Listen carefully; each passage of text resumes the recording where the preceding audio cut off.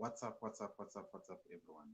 Mamuka say muna Australia atopinda mu Saturday izvo tichiri ku Friday, right?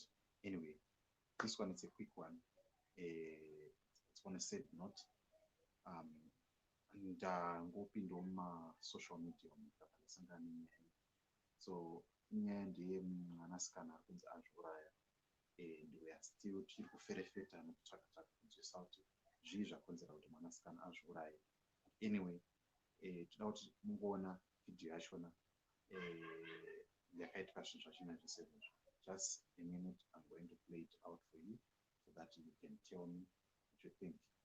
Right now, here you go. Hey guys, I'm introducing to my girls. Say hi! Hi! Okay guys, my name is Essie, aka Indri Small, Siani Bonga. Oh, this is Fatima, aka Indri Small, Shumba. And this is Ivy, aka Small, Temple. This is Nyasha, aka Small, Soko, Mega, Soko, Munanaka. Yes,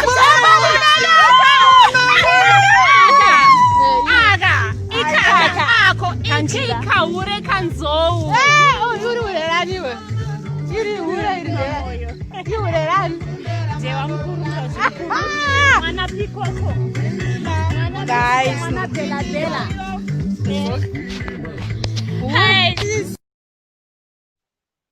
Right, no video. Let's just play it once more. hey guys, I'm introducing to my girls. Say hi! Hi! Okay guys, my name is Essie, aka Indri Small, Siani Bonga. Oh, this is Fatima, aka Indri Small, Shumba. And this is Ivy, aka Small, Temple. This is Nyasha, aka Small, Soko, Mega, Soko, Munanaka. Yes,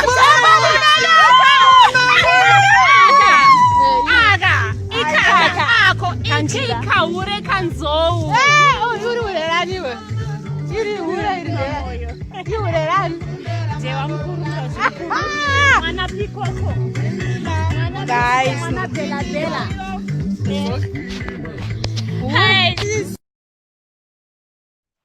Right, no video kachona kari kunzikanetseka.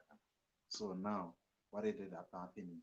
Let me just show you some pictures of what I've seen, and you can go and check them out for yourself. Munoona kuti zvakamira sei.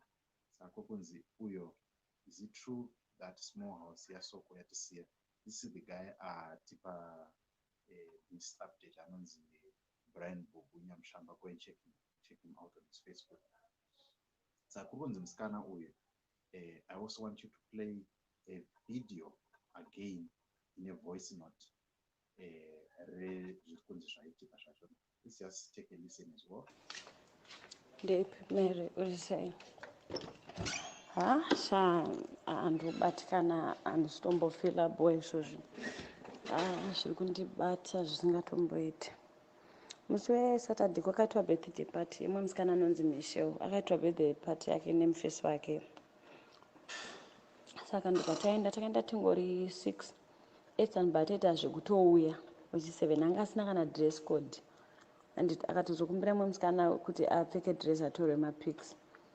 Then takutotamba zvedu tingotaura kweko kwangu ngotamba kungotaura unoziya kana vanhu vadhakwa kuma tifara zvedu. Achititora video tichitotaura mutupo tichitofara nangu ndakataura mutupo wangu andoona ndakabuda pekupedzisira. Akatoita zvekutondivinga nefoni yake pana ndiri. Ndikataura mutupo wangu anditi. Then zvadaro musi weSunday aisa video rere pastatus pake.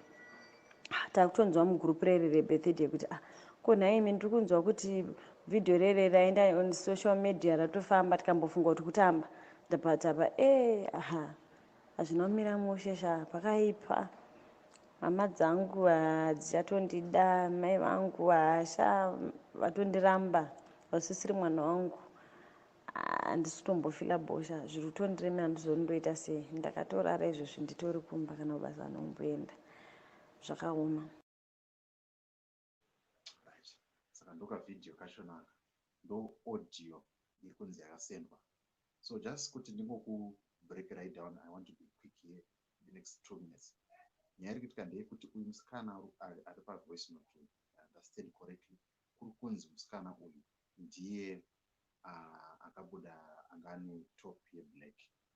I don't want to put a picture here. Anyway, it's sensitive. Probably some of the relatives have not yet known. So this lady aboda ari papo anga akutoda kutonokumbirwa, but asati anokumbirwa kuri kunzi akanga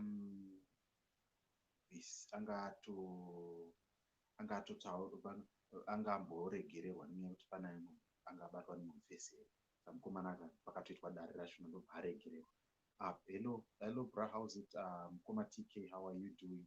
Yeah, so aregererwa kudaro musikana ndokubva adi azoendawo kupati musikana kubva anosvika vakanomwashukawo vakatanga kutaurawo zvavanotaura, vatanga kumwashuka kunzi Soko.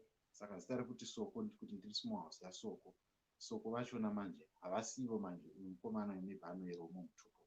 Saka akushamisika kuona vhidhiyo riri kutaura kuti unonaka Soko. Zviratidza kuti I don't know kutaura kuti munhu anenge akadhakwa here kana kuti chii.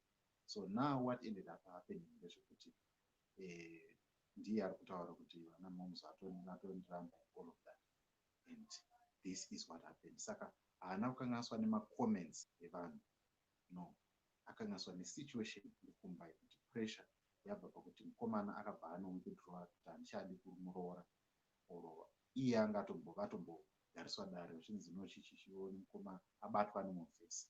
Saka ndo nyaya iri kuitika. Anyway, inyaya iri kudevelopa. When you're watching the story, you can go on Artillery 263 as well and check it out. That's where the story is breaking. And you can also go and check on this guy, George Nyamshamba. You see, he's one who has been posting, because arikuti musikana uyu akatoperekedza muchato naye 2017. Saka anomuziva personally. Saka that's why he has the right to tell us the full information. Anyway, ndiyo nyaya yandiringori nayo at this point in time. I wanted to give you like even in pandakatoona story yachona this video warrior Wellens, I actually said zviri safe here zvinokuitwa, because guys, chandoda kuudza yangu tichipedza chirongwa chinechi, one, don't allow someone to record you or to record yourself something that you know you are not proud of at all. Don't record yourself having sex. Don't record yourself on a compromising position, because at the end of the day, which has number two, issue of mental health in the mental health, it's a very very important issue. My brother TK was also participating in the PSSD when we were doing 25 questions about the post-traumatic stress disorder. People are dying in silence. One, family, people do not understand what is mental health, right? People do not understand what is mental health. Number two, when one has that condition, they might not have the funds to know that is the condition that they have. So at the end of the day, they are going to have these emotions, all these dramas, yet they cannot detect what is happening with them. Number three, as black people, sometimes we cannot afford a psychologist, we cannot afford a psychologist, and even though you are told that you have a mental problem, you need maybe medication, clinical medication on that clinical depression that you might be having. People are not willing to tell you it's a wastage of money. You are just or something like that. So people do not understand. Number two, people also cannot accept the condition. Number three, the other thing is the families cannot afford the bills that are related to mental health. So at the end of the day, someone who commits suicide. So fame can break you. Yes, she has committed suicide in Koma TK. She has committed suicide. It's a sad story. She committed suicide because Mkomana Muramba after because Mkomana without and this was a moment of madness. And now I was saying that I don't know what you was Soko and so you know that's the thing. So yeah, that's the sad reality. We call my families. What can we do? We need to raise more awareness on the issue of mental health. Very, very, very critical issue, especially for us, especially African people. What end up happening is that Bakuru, they will tell you clean njengendoda, clean njengendoda, or simba semurume, be strong, amen, ukuzviitisa. Or even a woman on yet somebody is a condition and they need help. Anyway, that's all I wanted to talk to you today about this update. It's a sad story. Guys, don't record yourself. Don't allow someone to record you when you are drunk, because you might end up. So much for watching.